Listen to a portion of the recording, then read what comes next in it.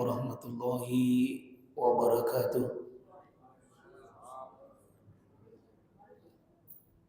Alhamdulillah, alhamdulillah, alhamdulillah, hamdan katsiran thayyiban mubarakan fi.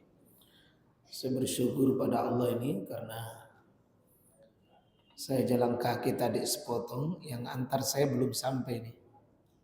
Ini kendaraan dari Petarani ke sini itu lebih cepat jalan kaki. Yang antar saya lihat sudah ada barusan lewat. Saya bersyukur alhamdulillah dimudahkan Allah, dan kita ini dimudahkan Allah Subhanahu wa taala mengambil bagian di malam hari ini, yakni duduk bermajelis ilmu. Semoga Allah tambahkan ilmu kita, tambahkan paham kita, tambahkan keyakinan kita, dan tambahkan wasilah untuk senantiasa beramal. Alhamdulillah, alhamdulillah walladzi 'allamal insan ma lam ya'lam. Jamaah yang mulia rahmati oleh Allah Subhanahu wa taala ya. Seperti ini juga kita harus paham bahwa semua yang terjadi di dunia ini ada dua jamaah sekalian.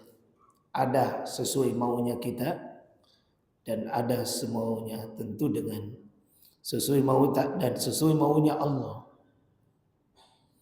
Ada yang sesuai dengan maunya Allah, yang kita tidak sesuai. Nah, kita belajar berusaha untuk menikmati saja setiap episode hidup.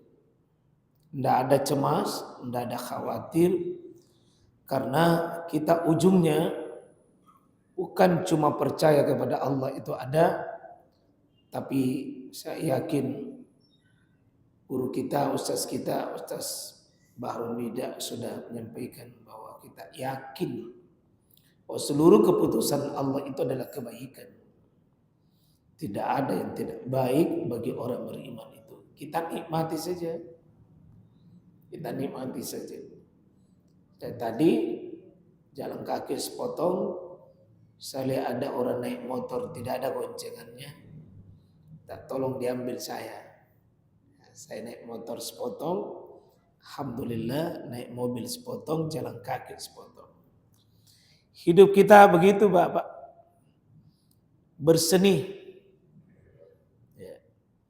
Satu kunci, kita harus selalu watardo biqada'i. Belajar untuk ridho apapun yang diputuskan Allah buat kita.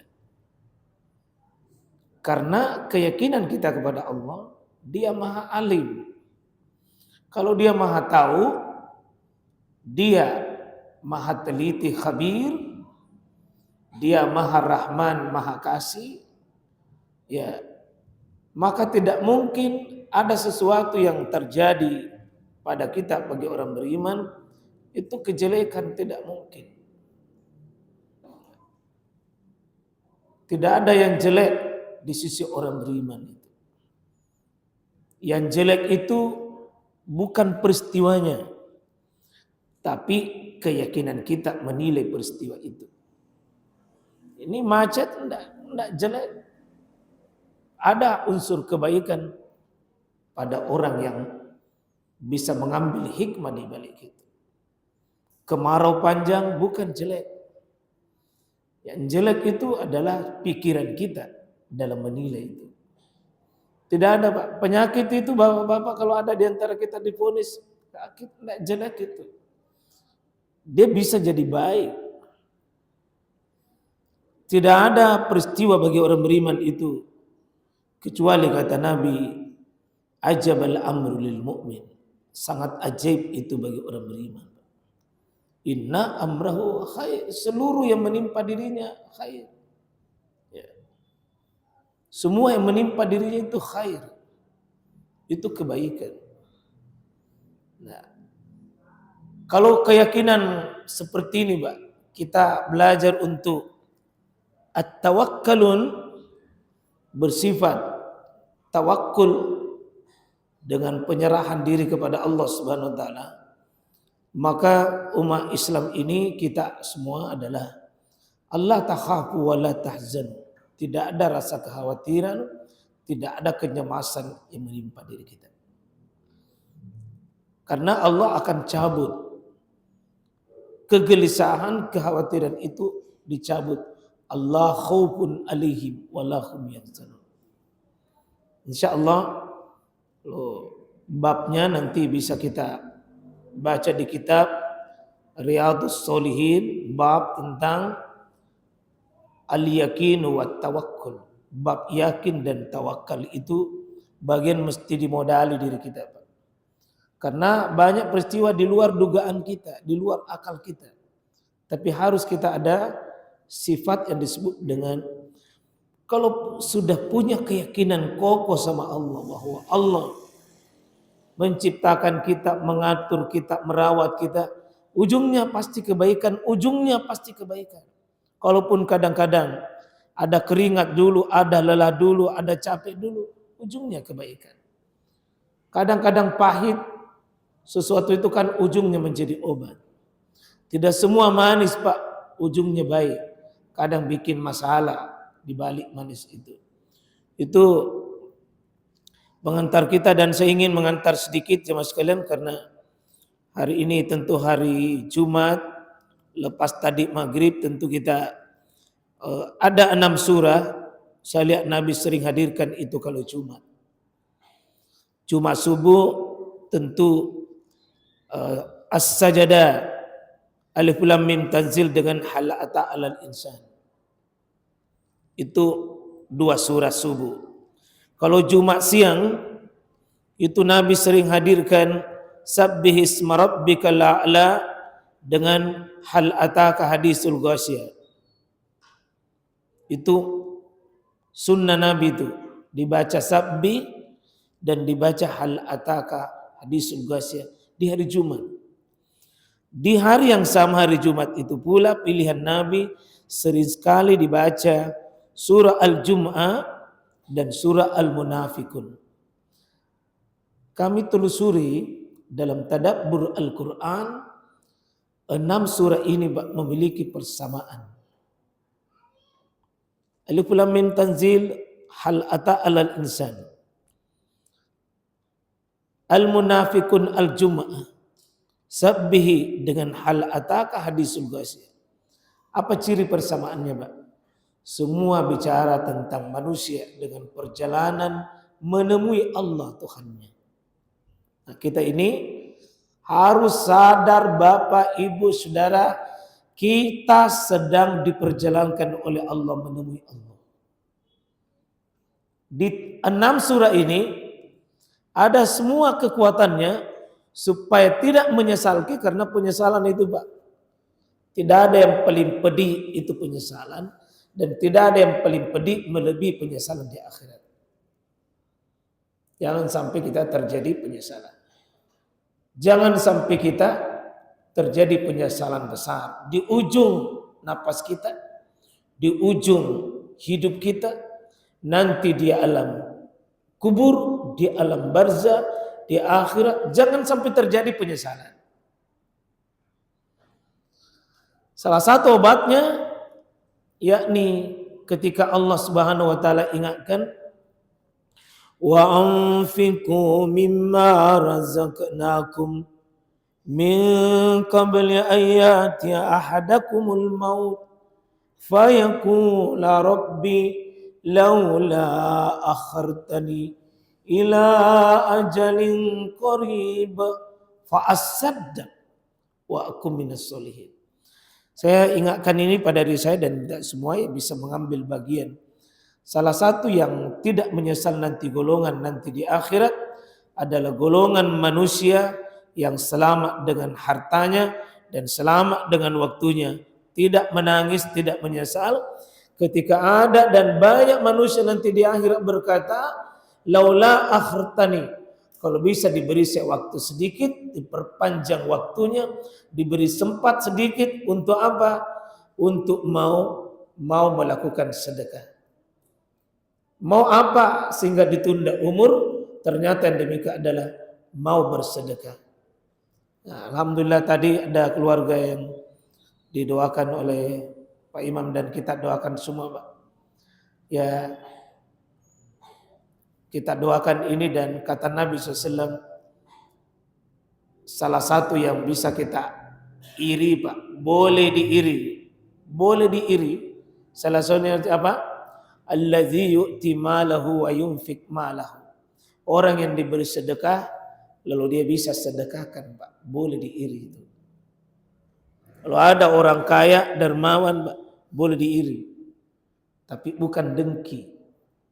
Diiri untuk kita bisa mau. Jadi iri untuk kebaikan itu, Pak, boleh. Ada orang rajin bersedekah, diberi harta, iri dalam artian apa? Supaya kita juga mau begitu. Mau juga begitu. Diberi kekayaan tetapi tidak kikir, diberi kekayaan dipasang tetap alat tadi, ya tetap bisa supaya ada tambahan. Ya, minta tolong tetap dibawakan saya punya di sini. Jadi saya ingatkan jemaah sekalian, boleh iri kepada orang yang memiliki harta, diberi harta, lalu dia tetap bisa bersedekah. Itu bisa diiri. Ya, bisa diiri orang yang memiliki bersedekah, kemampuan bersedekah, dia bersedekah. Itu bisa diiri. Ya, mudah-mudahan kita semua, Pak, adalah termasuk golongan yang bisa mengiri dan bisa diiri. Ya, tadi bisa menyerahkan itu 50 juta, 30 juta, 20 juta, 15 juta itu, Pak. Harta kan sifatnya sesuatu disukai, dicintai, tapi bisa memberi itu sesuatu yang sangat luar biasa. Kita doakan pengurus masjid dan jamaah di sini proyek besar ini ke depan, insya Allah ya dari target 800 saya kira semakin dekat. Saya yakin, Pak. Tidak mungkin kita mau lihat nanti itu kalau jatuh tempo baru kita tidak ambil bagian. Saya yakin insya Allah, apalagi kalau kita lihat-lihat di sekitar sini ya, saya yakin dengan pertolongan Allah, rahmat Allah, proyek amal soleh ini ya bisa di insya Allah cukup nanti itu dan sampai itu di sisi Allah Subhanahu Wa Taala insya Allah. Semoga dimudahkan, Pak, ya. Semoga dimudahkan Allah Subhanahu Wa Taala, luaskan dan mudahkan proyek kita insya Allah. Kita masuk di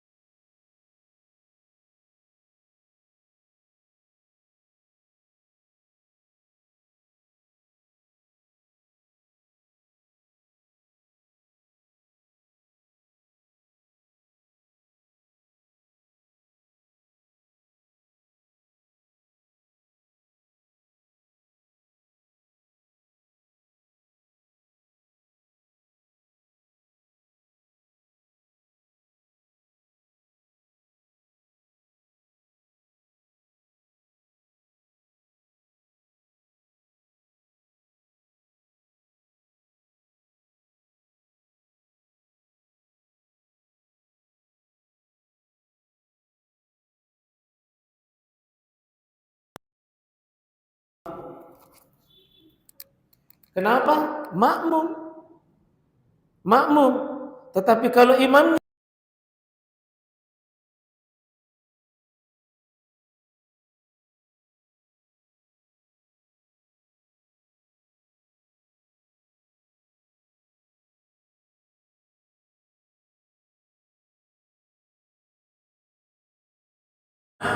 dan dia menjadi orang yang menanggung kita. Nah, menanggung kita. Karena itu kalau kita berjamaah, imamnya benar, kata Nabi wahid asamu, walakum walaihi. Jika Anda benar, pahalanya untukmu dan pahalanya orang ikut. Di sini bagusnya kita memilih imam yang memenuhi yang terbaik. Ada nanti kriteria-kriterianya siapa yang paling dulu paling berat jadi imam itu. Kemudian kalau imamnya itu lupa bahwa dia melakukan kesalahan tapi tidak diketahui oleh makmum, tidak dibaca oleh makmum, tidak nampak oleh makmum. Contoh, cara berwudunya tidak benar, cara bertalanya tidak benar, istinjanya tidak benar, ada kotoran dalam pakaiannya yang kita tidak tahu. Apa kata Nabi SAW? Adalah wa alaihi, bukan dosa, tetapi dosanya imam itu, imam yang benar. Maka imam ini kalau sekiranya Pak lupa yang begini, ganti sholatnya, ganti sholatnya. Artinya sudah pakai sholat baru sadar bahwa tadi saya memimpin sholat tapi lupa berwudu. Saya pernah terjadi waktu pulang dari sidang, saya singgah sholat di Bandung. Ternyata perjalanan panjang itu saya lupa bahwa sudah buang angin di atas kendaraan. Saya langsung memimpin sholat maghrib. Di tengah perjalanan sholat baru saya ingat bahwa batal wudu tadi. Saya batalkan, Pak. Nah, cuma makmum itu karena saya musafir, ya saya kasih tahu bilang lanjutkan sholat. Jangan lagi ditanya bilang kenapa, ya lanjut saya. Jangan ditanya bilang kenapa, memang enggak. Lanjut saja. Saya pergi ambil wudu, kemudian ada orang sholat, saya ikut sholat di situ. Tadinya saya jadi imam, tapi saya batal. Saya pergi ambil wudu. Begitu saya sudah berwudu, ada orang sholat, saya jadi makmum. Pasti itu yang dia saya tadi. Imam pun di situ ada sholat di situ. Nah, tadi ada di sana saya. Iya, karena posisi saya waktu pertama, saya tidak boleh melanjutkan karena prosesi sholat baru saya sadar. Seandainya sudah disolat Pak, baru saya ingat, maka tidak sah sholat untuk saya. Tidak sah sholat saya. Kenapa? Kata Nabi SAW bahwa la yaqbalu salati ahadikum. Sungguh Allah tidak menerima salat seorang dari kalian iza ahdasa hatta yatawadda. Allah sungguh tidak mau menerima salat dari orang kalian apabila dia berhadas sampai dia memperbaharui kembali wudunya. Nah, pernah terjadi jemaah sekalian, satu saat di dekat rumah kami di daerah Bukali, imamnya itu ya di posisi dia lupa itu rukuk di bagian terakhir. Karena Jumat subuh itu kan sujud tilawah. Nah, kira itu rakaat kedua begitu juga. Itu namanya sifat manusia lupa. Ternyata di posisi itu dia lupa rukuk juga di bagian terakhir. Maka maka sesudah itu dia salam, assalamualaikum, kanan sama kiri, berteriak sebagian jamaah bingung, apa mesti dilakukan kalau begini? Saya mengatakan kita tambah 1 rakaat, karena tadi rakaat kedua itu dihitung tidak ada rakaatnya. Sebagian besar, tapi ada jamaah yang sudah pulang, tidak mau pusing begitu. Pulang, Nabi Pak Imam tanggung, Pak Imam tanggung. Dan pernah di masa Nabi terjadi sholatnya Nabi itu sholat duhur cuma 2 rakaat. Cuma 2 rakaat saja. Waktu Nabi sudah 2 rakaat itu, ada di situ Abu Bakar, ada Umar, tapi fahaba ayukan 5. Itu dua-duanya yang Abu Bakar dengan Umar segan untuk bicara dan menegur Nabi. 2 rakaat saja, Pak.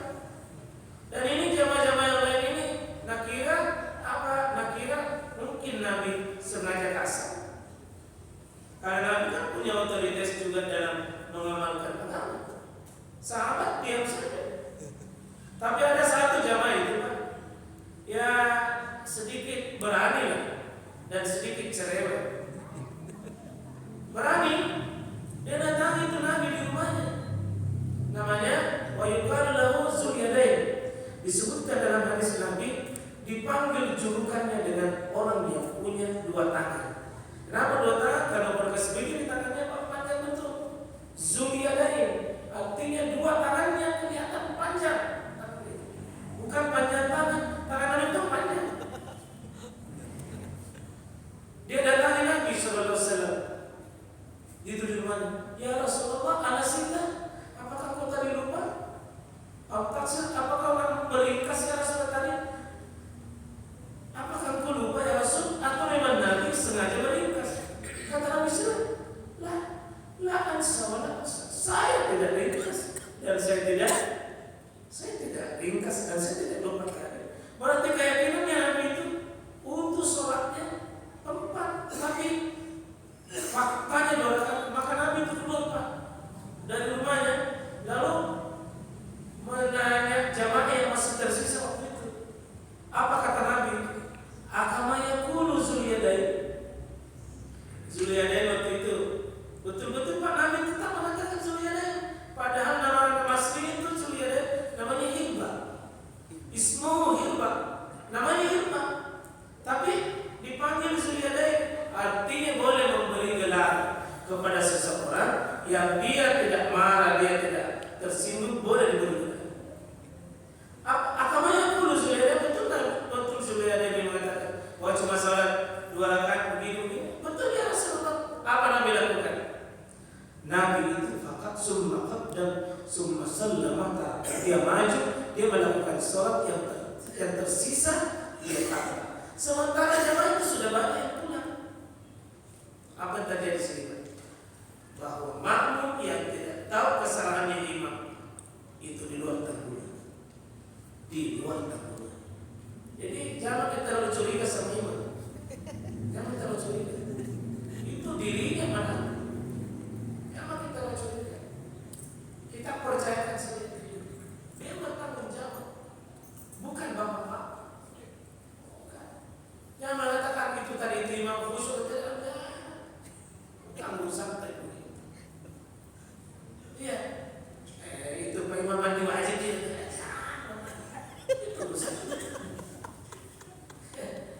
Terus saya persilakan Pak, masih ada waktu sedikit. Kalau tidak salah kita jam 7 ini lewat 6 ya 7. Menit 7 menit ya. Masih ada waktu Bapak, silakan. Itu giliran. Oh ya ada postas itu di sana.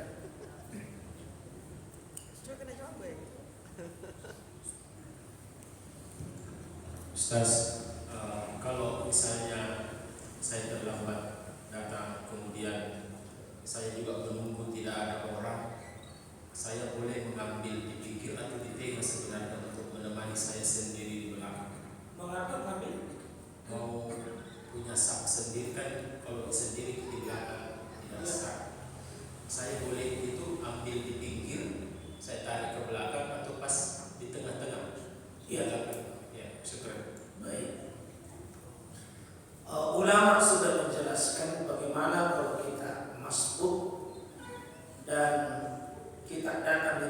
tersebut dengan beberapa keadaan. Keadaan pertama, kalau bisa kita masuk di saf manapun itu masuk. Katakanlah di sini Pak, 1, 2, 3, 4. Kalau bisa dimasuk di saf 4 masuk. Kalau tidak bisa, ada di saf 4 ini di belakang, bisa kiri atau kanan, yang mana saja kosong. Kalau tidak bisa di saf 3 Pak. Kalau ada kosong, masuk saja situ. Kalau tidak bisa di saf 2. Kalau tidak bisa di saf 1. Kalau tidak bisa, bisa di sampingnya ini. Sampingnya ini. Di mana dalilnya? Di Bukhari dan Muslim. Iya. Di sampingnya imam itu pernah terjadi Abu Bakar jadi imam. Abu Bakar jadi imam. Waktu itu Nabi dalam keadaan sibuk betul dan dia manahkan bahwa hubungi Abu Bakar untuk jadi imam. Abu Bakar jadi imam. Kemudian datang Nabi sallallahu alaihi wasallam. Abu Bakar itu mau mundur, Nabi kuning. Terus tetap mundur sampai Abu Bakar mundur, dan waktu itu Nabi sejajar dengan Abu Bakar. Terus terjadi pergantian, yang jadi imam adalah Nabi, Abu Bakar jadi imam.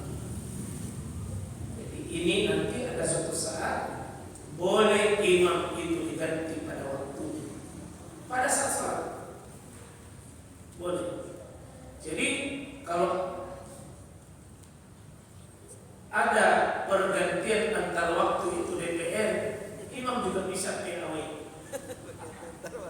Bisa. Hati kalau terlambat datang aslinya, maka boleh cadangan naik. Dia bisa turun kalau sudah ada. Bisa naik. Kan jadi pergantian. Terserah nanti upload di Bapak.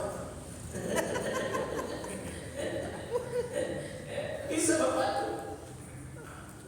Nah, di posisi ini bersebaiknya itu memang tempatnya nih, memang ada tempat luar situ atau ada tempat situ bisa masuk. Jadi kalau dari belakang di belah ini Pak agak kurang anu, tapi kalau di sampingnya imam lewat. Nah, cuma ya yang bisa menembus ini ya Bapak siap menghadapi sorotan jamaah. Kalau Pak Ketua bisa, tidak ada yang berani protes. Tapi kalau anak-anak dia tompat terlambat, baru dia tompat pergi di samping imam berpindah, naik kau. Tidak bilang orang gila. Tapi itulah. Nah, kalau dia tidak bisa ini Pak, dia bisa melihat situasi kalau ada di tempat wudhu, ada orang, maka ada orang tunggu itu bisa menjadi temannya. Kalau memang tidak bisa Pak, maka dia bisa di belakang saja sendiri. Di belakang sendiri. Maka meskipun hadisnya la salata liman hamdil munfarid, tidak ada salat bagi orang yang salat sendiri di belakang, tidak ada nilai salatnya, maka ini dikecualikan sesudah dia berusaha tadi paham. Bagaimana hukum menarik orang ke belakang? Ada 2 hadis. Tapi 2 hadis ini Pak, hadis dhaifun jiddan, sangat lemah sekali. Karena lemah sekali, maka ada kerusakan kalau kita menarik orang. Karena memang Pak, ada juga itu orang kalau tidak berpikir begini, kalau tidak bisa kita masuk, yang penting kaki kita dulu masuk satu, baru ditarik ke belakang, katanya dia anggap sudah begitu masuk di saf sendiri mundur bagi ke belakang. Ini hayalan dan tidak ada boleh begitu. Siapa tahu lebih naik masuk di kaki itu sudah masuk di saf, terus tarik ke belakang. Tidak boleh dari itu. Kapan ditarik orang ke belakang Pak, bertentangan dengan banyak hadis. Satu, kata Nabi SAW bahwa hayrus subuh birijal awal, sebaik-baik saf kita di depan. Nah sekarang begini, ini saf 2 ditarik ke belakang menjadi saf Tidak. Berarti namanya intervensi. Oh, ditarik orang belakang, sampai di belakang 4, ditarik belakang 5, tidak boleh. Terus kalau ditarik, perintah Nabi SAW, Innallaha wa malaikatu yasiluna fis-saf. Allah merahmati, mengampuni dosanya orang yang mengisi saf kosong, menyuruh mengisi saf kosong. Ini kalau ditarik justru bukan mengisi, tapi membongkar saf dan bikin celah. Berarti kesalahan itu Pak, bikin celah saf. Jangan, kecuali darurat. Apa daruratnya? Seperti buang angin, mau pergi ambil itu boleh. Nah, di situ kewajibannya isi saf yang kosong itu. Ya, seperti bapak-bapak nanti kalau ada yang begitu, sunnah kalau kita mau buang angin, mau keluar, pegang hidung. Jadi wadahnya itu ada, letakkan tangannya di atas hidung, keluar. Tidak ada yang bisa tahan. Kalau sudah begini, tidak boleh ditahan. Kita mengerti bahwa ini orang, kalau begini artinya ototkan. Jangan ditahan. Biarkan dia pergi mengambil air wudhu dia. Seperti itu saya kira prosesnya. Iya. Barakallahu fiik. Ada yang mungkin Pak Wato, insyaallah Pak menurut ada lebih banyak dari itu. Pada. Assalamualaikum Ustaz. Iya, silakan. Ya, tapi pernah saya melihat salah satu orang yang disuruh imam, kebetulan jamaahnya perempuan semua. Jadi imam maksudnya. Terus kesalahan dari imam itu dibenarkan oleh makmumnya yang perempuan di belakang. Bagaimana kalau Imamnya laki-laki? Terus ada makmumnya di belakang. Makmumnya Perempuan semua Ustaz. Apa yang dipertanyakan? Dia ada kesalahan di bacaan surah, terus dibenarkan oleh makmumnya yang perempuan di belakang. Iya Ustaz. Bagaimana kalau misalkan suratnya itu Ustaz? Kesalahan imam bacaannya lalu dibenarkan oleh imam, oleh makmum. Satu, ini namanya imamnya dikarak-karak sama perempuan. Yang kedua, itu menyelisih sunnah. Kalau perempuan seperti itu diam saja, karena namanya bacaan surah itu kan. Ya. Oh gitu kan, sepintar. Ya. Kalau imam mengalami kesalahan, maka tidak usah dibenarkan seperti itu. Tidak usah dibenarkan, cukup saja. Kalau begini, wa amma rijal at-tasbih, ada laki-laki adalah bertasbih. Wa amma nisa bil-tasbih, adapun perempuan tidak usah membenarkan dengan suara, tapi cukup bertasbih. Tapi kalau dia hukumnya sifatnya sunnah, maka tasbih pun tidak usah. Tidak usah kalau dia tidak bisa lanjutkan. Misalnya watini wa zaitun, watini wa zaitun, watini wa zaitun, ruku saja. Ruku saja. Kami tak putar, ruku saja. Dan itu tetap tidak ada sujud sahwi padanya. Seperti itu insyaallah. Bukan kita tak. Kalau kita belakang jadi pada lihat. Kasih Ustaz. Bagaimana halnya Ustaz kalau pada saat kita mau sudah ke masjid dan masbuk dan sudah tidak ada lagi orang yang sholat, apakah kita sholat di masjid itu walaupun sendiri tetap dapat pahala 27 derajat Ustaz? Yang kedua Ustaz, apakah pada saat kita di masjid itu tiba-tiba kita masuk lagi Ustaz, ada orang sholat sunnah dan kita tepuk di belakangnya, dia tidak mau Ustaz, dia harus menghindar. Bagaimana halnya dengan ini Ustaz? Terima kasih. Ini satu masalah juga ya. Jadi kalau kita datang kemudian dia sholat sunnah ditepuk, nah tidak mau, angkat saja ke belakang. Atau begini, kalau ada orang tepuki begini Pak, mengerti makin tepuk itu atau dikode. Itu kan kalau ada orang kode pindah. Cuma memang ya sebagian orang tidak paham, terutama yang tinggi besar baru kumis ada. Agak susah juga itu. Nah, begini darurat mami Pak. Contoh begini, di sini diketuk ke belakang kan seharusnya mundur begini, tapi diketuk tidak mau. Maka tidak ada yang lain kecuali pindah ke di sini. Ini ya, jadi misalnya tidak mau, makanya di sini. Ini imam maju saja.